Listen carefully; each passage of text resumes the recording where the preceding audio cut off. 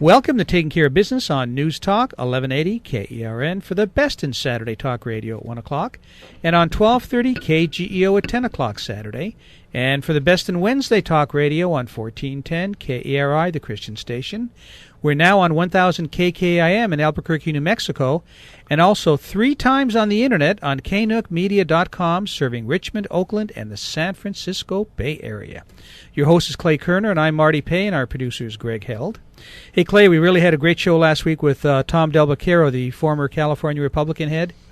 He had a lot to say about rule of law and high-speed rail and Obamacare. He seems to know a lot about what's going on. Yeah, he does. He's really a sharp guy. I like Tom a lot. You know, the other thing you failed to mention, we're also on Facebook and YouTube. That's right, we are. And also, I always forget to mention this. People can see any of our shows for the last 4 years on Clay and Marty.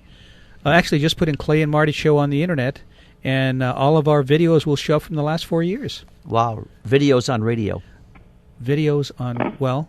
Interesting. Then in the second half, we had my old classmate, Steve Paul, a local farmer, talking about water and agriculture last week in California. You know, it's frightening. He said they get no aqueduct water. They use well water. It's almost gone. He says next year, if there's no snowpack, he's basically out of business. What are we going to do with farming in California with no water? Well, we just go to the market and buy it then. Yeah. There you go. You know, one of the neat things about this show is you get to talk to some people a couple times. You get to have some repeat guests that are just fun to have and that are very informative and have a wealth of knowledge. And our guest for the hour is one of those people. I thought you were talking about me. About you? Well, if I can keep you awake for 42 minutes. So we've got one of those people as our guest for the full hour. And I had the pleasure of interviewing him a couple months ago. And he actually was my congressman years ago when I lived in the San Fernando Valley.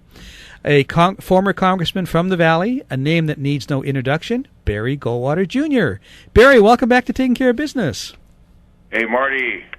Good to be with you always. Yeah, good to have you back. I really, really enjoyed our last conversation. We got a lot of play on that show, too, so I thought, hey, we got to have you back with Clay here, and Clay's got a cup of coffee here, so he'll stay awake for the 42 minutes, so it's a good thing. I'm surprised the FCC didn't cut your license after that last one. We did get a letter. Yeah, but then again, we're always getting letters. So.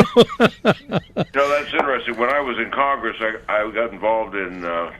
writing the licensing bill for radio. Did you really? Yeah, that was very interesting, and they came up with this local ascertainment where the radio station would tell the FCC what they were going to do for public announcements and public service, and then they would judge you whether you made those promises at the end of the year, and if you didn't, they yanked your license.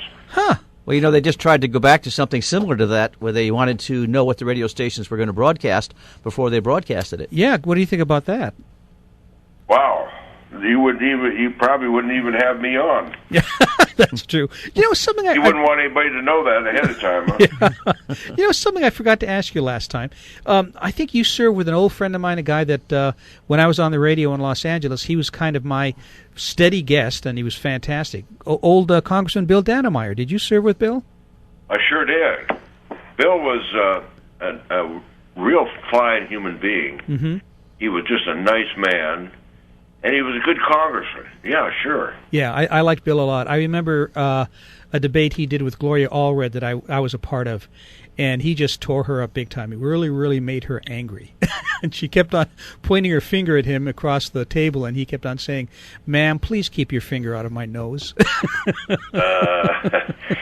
Bill was well respected in the Congress. Yeah, great guy. Is he still living? He's still alive. I heard that his wife passed away, but he's still living in Orange County in the Fullerton area, where I guess he was serving as the congressman for that area down there. I'd love to see him again sometime soon. I think that most of the Congress people are good human beings. It's just the majority of them are misinformed. Yeah, real quick, Barry, I have his phone number. Let's you and I talk off the air. Maybe I can set that up for you guys. That would be fun. Oh, that'd be terrific. Yeah, sure. You and Bill. Question for you. I just finished Bill O'Reilly's book, Killing Kennedy. And great book. I don't know if you've listened to it, Clay, or read it, or you Not have, enough Barry? pictures. Not enough pictures for Clay. And you and I talked a little bit about this the other day, Barry. After the assassination, I mean, your dad got walloped in the presidential election, but would it really have mattered who they ran against Johnson after that because of the assassination? I mean, the carryover from that would have carried in anybody in a landslide. Do you agree with that? Yeah, I tend to agree with you. The country wasn't ready for 3 presidents in 4 years, inside of 4 years. That was almost impossible for any Republican to win after the popular John F. Kennedy was assassinated.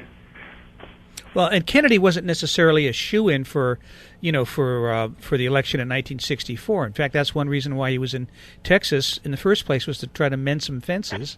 And there was no guarantee that Johnson was going to be his running mate in 1964. That's for sure. Kennedy wasn't all that popular after the Bay of Pigs and fiasco.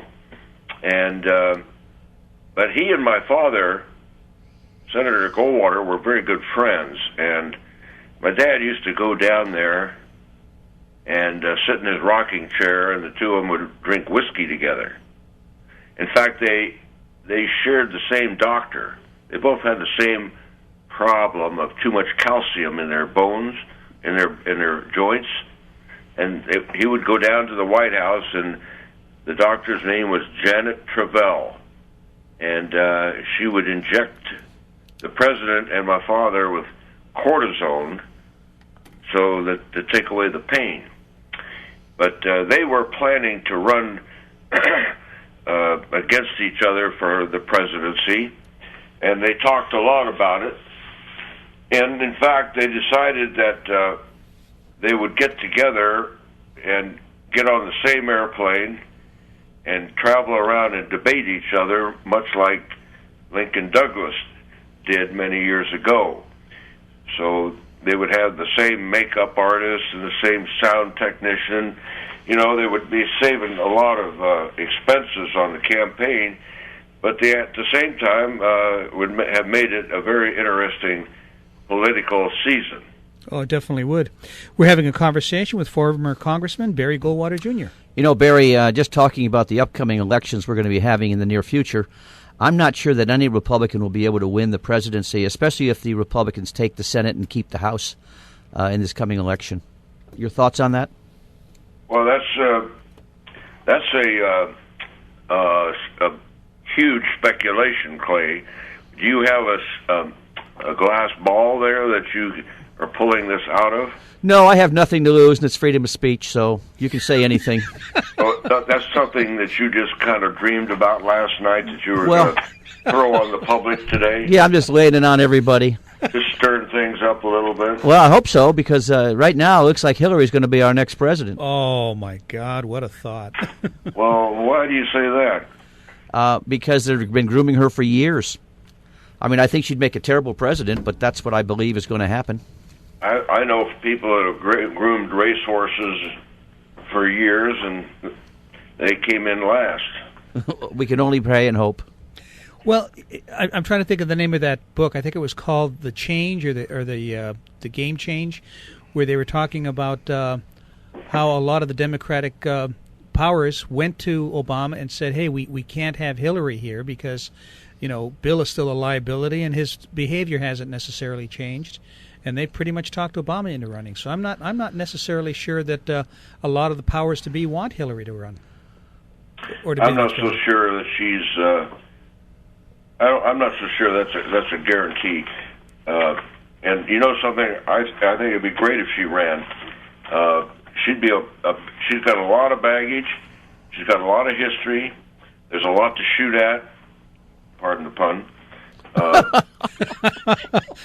And she's not a fresh face. She's not exciting from that standpoint, and she doesn't bring anything new in terms of programs or ideas. She pretty much follows and supports President Barack Obama's left-wing agenda that the country is struggling under right now.